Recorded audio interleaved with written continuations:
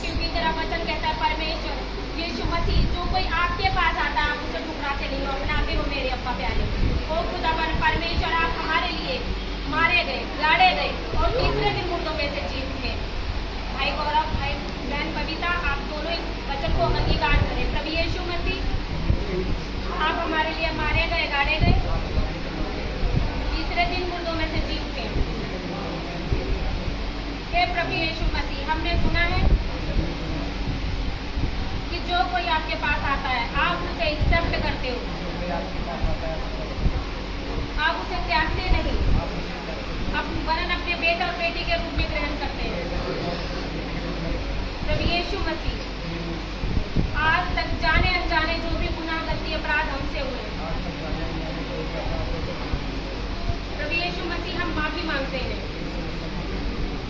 हम आपको अपने उद्धारकर्ता के रूप में ग्रहण करते हैं। यदि हमसे कोई गुनाह, गलती, अपराध हुआ हो तो हमें क्षमा करें और अपने पुत्र पुत्री के रूप में हमें ग्रहण करें। आमीन, आमीन, आमीन।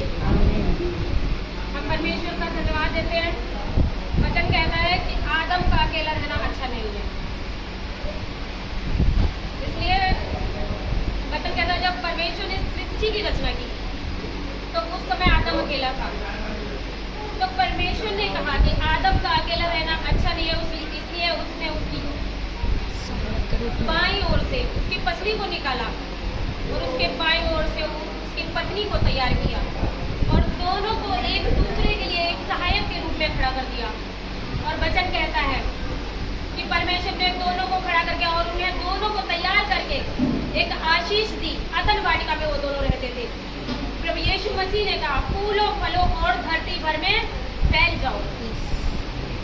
आज हम दुआ करते हैं प्रभु यीशु नासरी, खुदावन परमेश्वर, आज से ये दो नहीं परमेश्वर, वचन कहता है ये एक है। क्योंकि वचन कहता है जिन्हें परमेश्वर ने मिलाया हो उन्हें मनुष्य अलग ना करे। परमेश्वर, हम आपका शुक्रगुजार करते हैं। वचन कहता है धन्य में जो मेल कराते हैं क्योंकि वह परमेश्वर के पुत्र कहलाएंगे। ये परमेश्वर खुदावन, आज से मैं तेरी हजूरी में खुदा इन दोनों बच्चों को पिता परमेश्वर आशीष देती हूँ। ये फूले फले और धरती भर में बढ़ते जाएंगे। आमीन, आमीन। परमेश्वर, ये दो हुए, दो नहीं अब एक है यीशु मसीह के नाम में। खुदावन परमेश्वर, आने वाली ये तीसरी पीढ़ी में भी प्रवेश करने जा रहे हैं परमेश्वर के नाम में।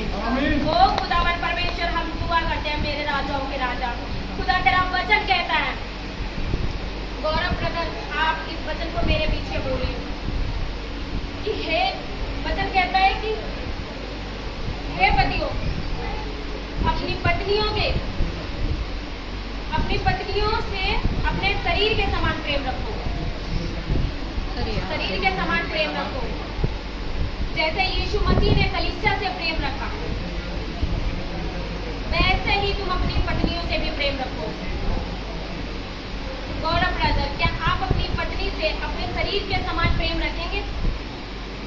यस। गौरव ब्रदर, क्या आप अपनी पत्नी से अपने शरीर के समान प्रेम रखेंगे? गौरव ब्रदर, क्या आप अपनी पत्नी से अपने समान प्रेम रखेंगे? आमीन, आमीन, आमीन।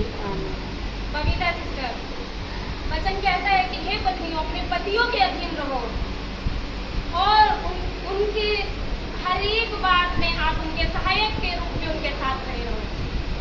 बबीता सिस्टर, क्या आप अपने पति के अधीन रहेंगी? क्या आप अपने पति के अधीन रहेंगी? क्या आप अपने पति के अधीन रहेंगी? आमीन, आमीन, आमीन। परमेश्वर का धन्यवाद हो, आज से तुम दोनों यीशु मसीह के नाम में एक दूसरे के अधीन में होकर प्रभु यीशु मसीह के सामर्थ्य में बढ़ते जाओ।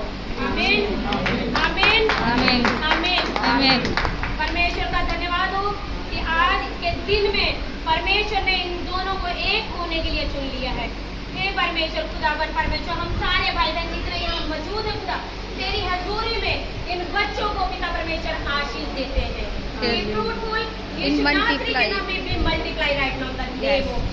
क्योंकि वचन कहता है यहोवा 1000 पीढ़ियों तक आशीष देने वाला परमेश्वर है। वह पीढ़ी से पीढ़ी तक तुम्हें आशीष देता रहेगा आपसे।